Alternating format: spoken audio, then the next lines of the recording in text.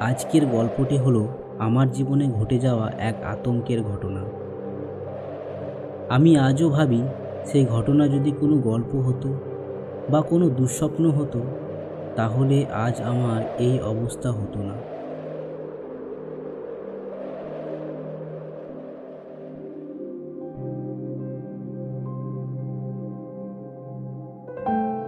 আমার জীবনটা ছিল খুব সুন্দর একটা জীবন। আমি একটা ভালো কাজও করতাম, খুব ভালো জীবনযাপন করছিলাম।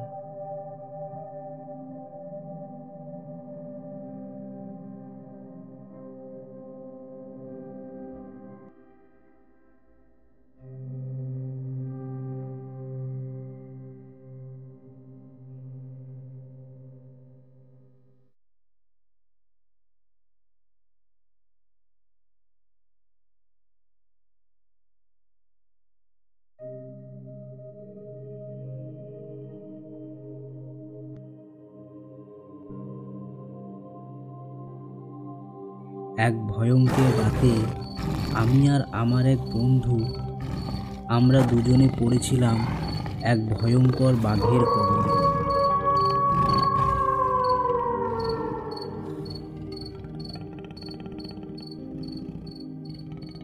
সেখান থেকে আমি তো কোনোভাবে বেঁচে ফিরেছিলাম,